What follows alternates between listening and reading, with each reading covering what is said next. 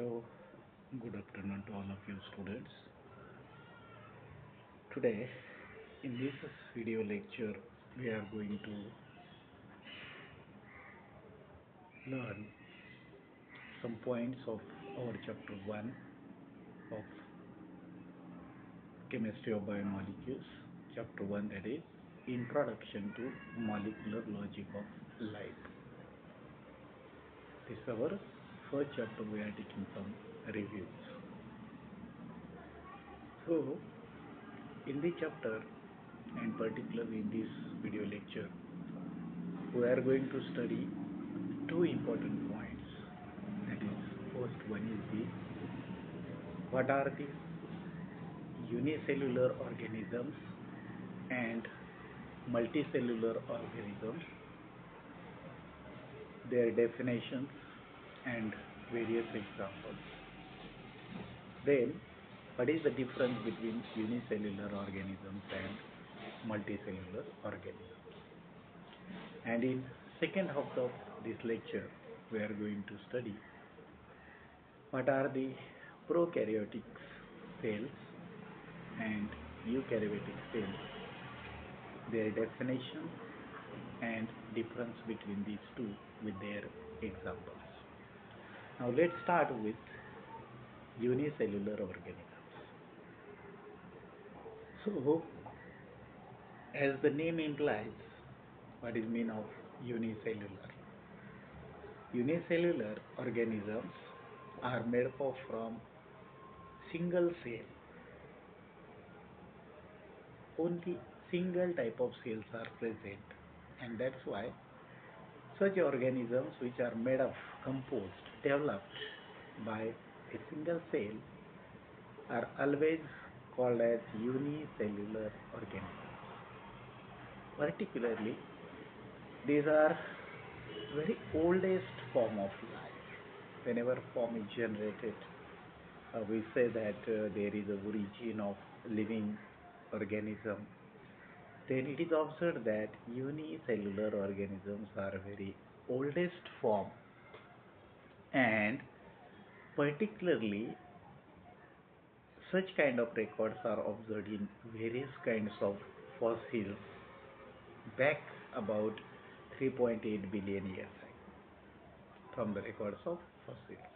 So this is oldest form, and particularly whenever we are taking examples of various kinds of unicellular organisms, these organisms are Amabo, Euglena, Paramecium, Plasmodium, Nostac, Salmonella, protozoans, fungi and algae.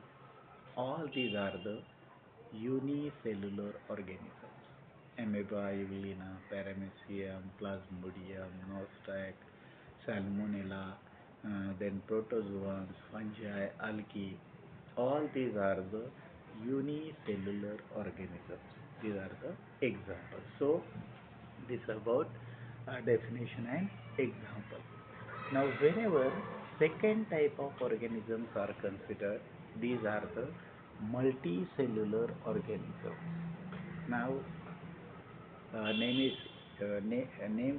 itself implies that these organisms are composed from more than one cell, that is multicellular organisms, and particularly these multicellular organisms are eukaryotes, eukaryote types of organisms. Particularly most of the bacteria comes under the class of multicellular organism, and whenever we are taking the examples of multicellular organisms, then all vertebrates and invertebrates are the multicellular organisms. All angiosperms, gymnosperms and higher land plants are multicellular organisms, including human beings. So, Multicellular organisms are having a large size and particularly all kinds of vertebrates and invertebrates comes under this class. Also, all angiosperms, gymnosperms and higher land plants comes under the class of what? Multicellular organisms. So this is simple way to define, explain and give the examples of that particular unicellular and multicellular organism. Now we are going to discuss in details, that is the comparison between unicellular organisms and multicellular organisms. Very important one. There is a comparison. Now, first important point, that is unicellular organisms are composed of single cell, no doubt. It is composed of one single cell, while multicellular organisms are composed from more than one cell. It is composed from more than one cell. This is the first. Second important comparison point is the unicellular cells are simple body organization. Structure of amoeba. That is simple body organization. Organization is present in the organisms where unicellular cells are present, while in case of multicellular organisms, complex body organization is observed. Complex body organization is observed. Then third important point, that is single cell unicellular organism carries out all necessary life process. Single cell carries all necessary life process, while in case of multiple cell, performance is done by the organism by using different functions. Multi cells are utilized to perform different functions in the organism. So this is multi-cell performance. Then total cell body is exposed to the environment. In unicellular organisms, total cell body is exposed to the environment, while in case of multicellular organism, only outer cells are exposed to the environment. Only outer cells present in the multicellular organism is exposed to particularly environment. Now next point, unicellular organisms are having division of labor is at the organelle level. That is work distribution and function distribution is done in unicellular organism is at organelle level. Division of labor is at organelle level, while in case of multicellular organisms, division of labor is at cellular tissue. Division of labor is at cellular tissues, organs and organ system level. This is a very important point. In case of multicellular organisms, division of labor is at cellular tissues, organs and organ system level. This is distribution of work. Now the next important point, that is unicellular organisms includes both eukaryotes and prokaryotes. Unicellular cell includes eukaryotes and prokaryotes, while multicellular organisms includes only eukaryotes. See the difference?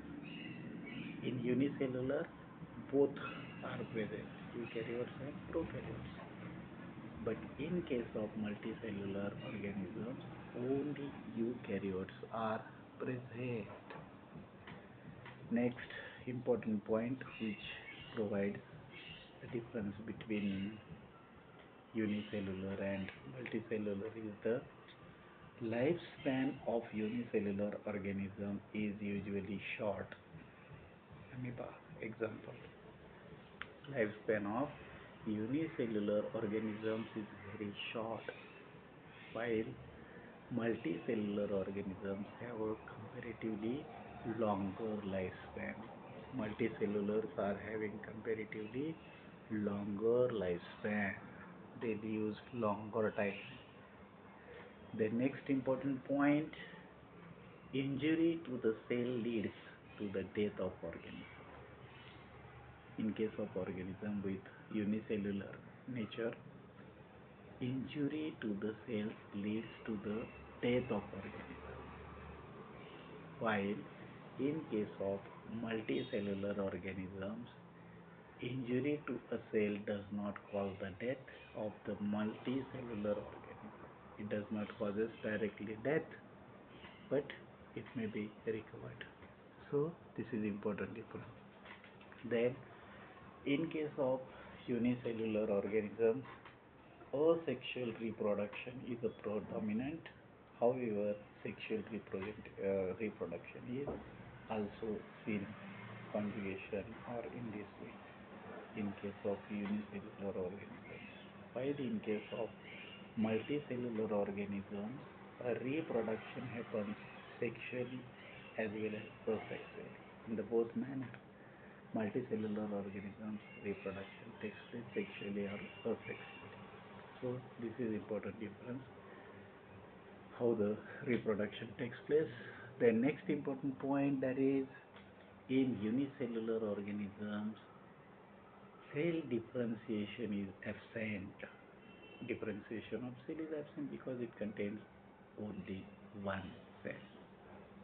While in multicellular organisms, cell differentiation is present. And now, last important point, unicellular organisms they can be autotrophs or heterotrophs. Autotrophs or heterotrophs, similar type of nature. While multicellular organism requires both, includes both autotrophs and heterotrophs.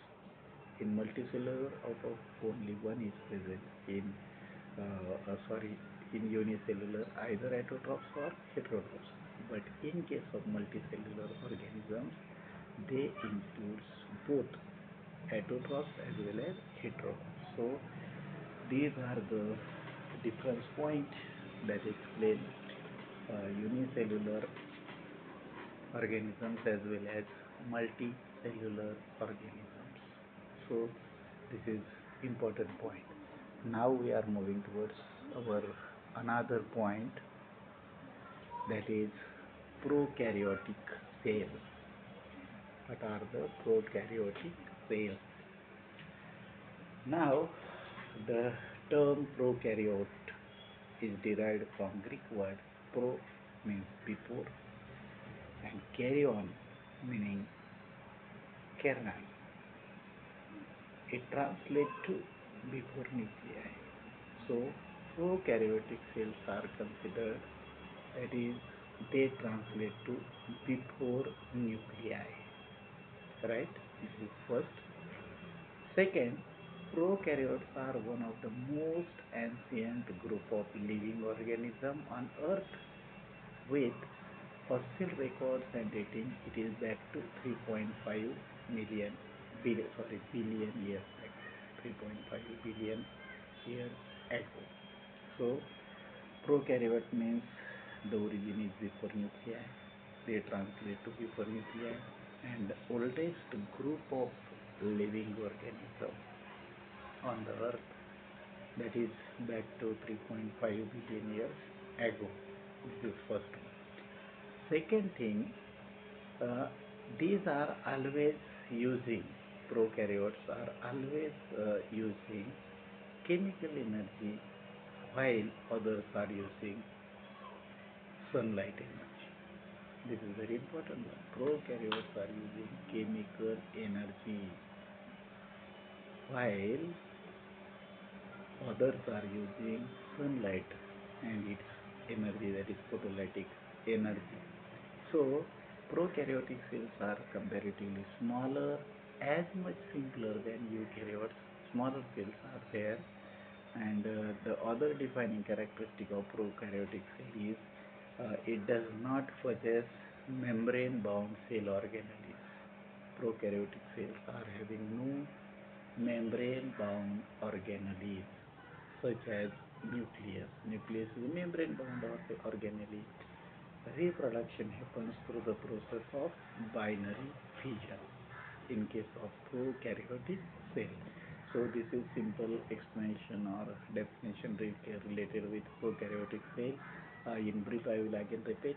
Prokaryotic cells are translated to before nuclei. These are very ancient. These are smaller than other organelles, and they are having energy source from chemical energy, not natural or sunlight energy. And important point is that prokaryotic cells are always possess, they does not possess cell membrane or bound cell organelles, while similar to while others are having cell bounded organelles, and reproduction happens by the process of binary fission. So this is about prokaryotic cell. Now the next important type of cell is the eukaryotic cell. Now eukaryotic cells or eukaryotes are derived from Greek word eu meaning good and karyons meaning kernel.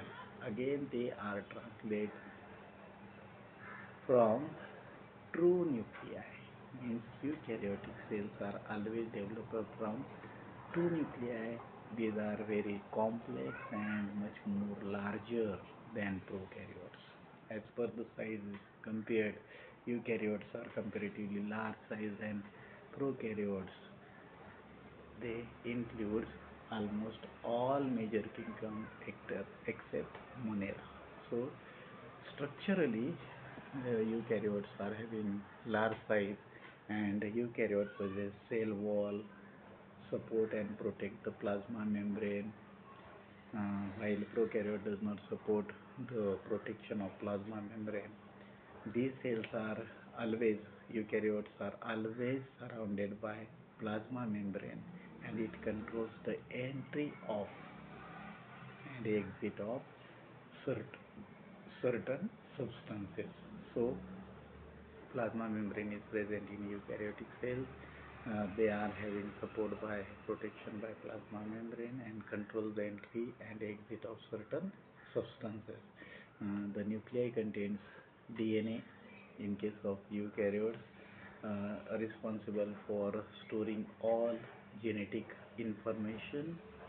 Uh, no doubt, in case of eukaryotic cells, nuclei which is present bounded by nuclear membrane, nucleus is present, which having a important role of synthesis of protein. So in case of eukaryotic cells, certain mitochondria and all such kinds of are present.